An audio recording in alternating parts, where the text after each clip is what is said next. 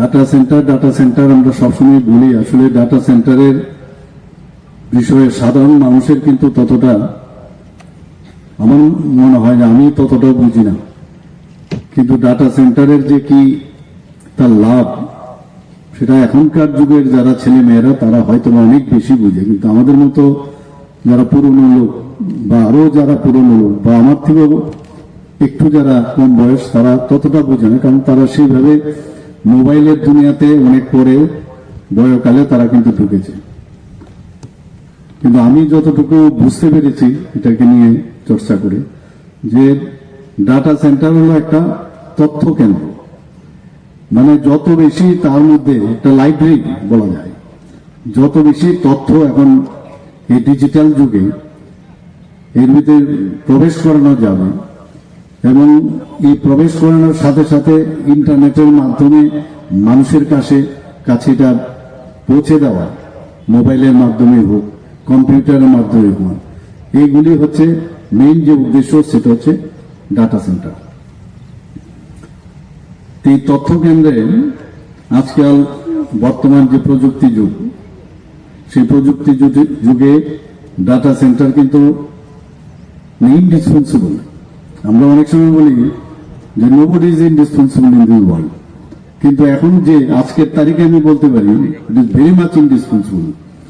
এরপরে আবার কি আসবে আমরা জানি না আগামী দিনে, কিন্তু আজকের তারিখে এই স্টেপ এবং তার যে টোটাল সিচুয়েশন যদি আমরা আমাদের নিজেদের মধ্যে না নিতে পারি, নেক্সট কি জেনারেশনে কি আসবে সেটা পরের কথা, কিন্তু এটাকে যদি আমি গ্যাপ থাকে তাহলে গ্যাপই থেকে যাবে, তাহলে নেক্সট স্টেপে আমি উঠতে পারবো।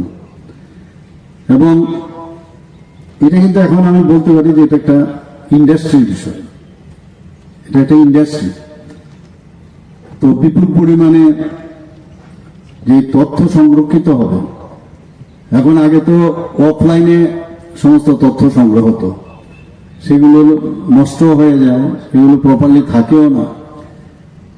কিন্তু এই যে তথ্য কেন্দ্র, সেখানে কিন্তু সারা জীবনের জন্য সেটা থাকে, এর থেকে মিস হওয়ার কোনো, তার মধ্যে প্রসেসিং হবে, নতুন নতুন জিনিস ঢুকবে, কিন্তু এটা কিন্তু সুরক্ষিত থাকে এটার মধ্যে।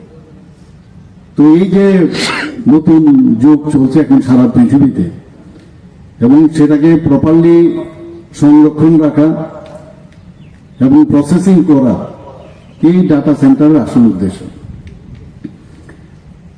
তো ডাটা সেন্টারের যিনি মালিক বা যারা এটা চালান, he is the king of the world, আমি বলবো, রাজ্য না।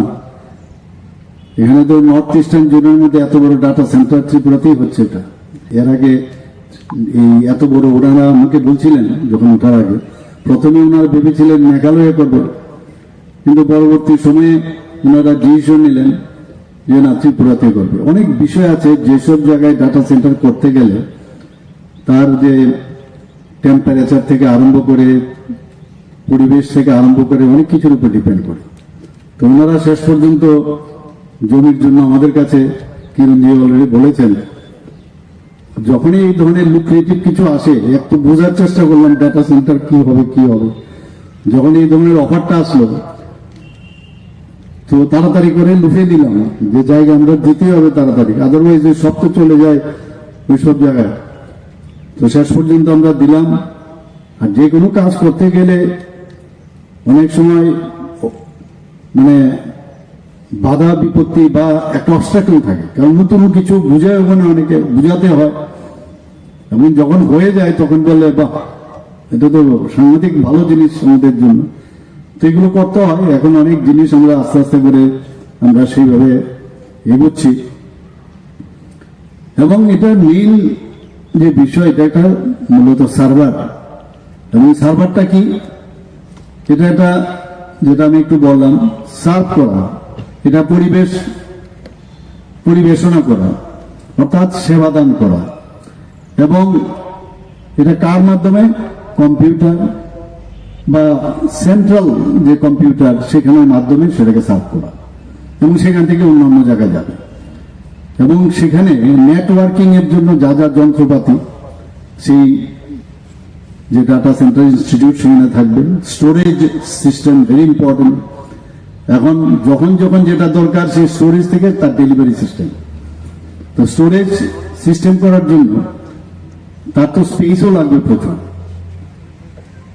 এবং আরেকটা সবচেয়ে ইম্পর্টেন্ট যেটা, সেটা হচ্ছে তার সিকিউরিটি, নিরাপত্তা ভেরি ইম্পর্টেন্ট।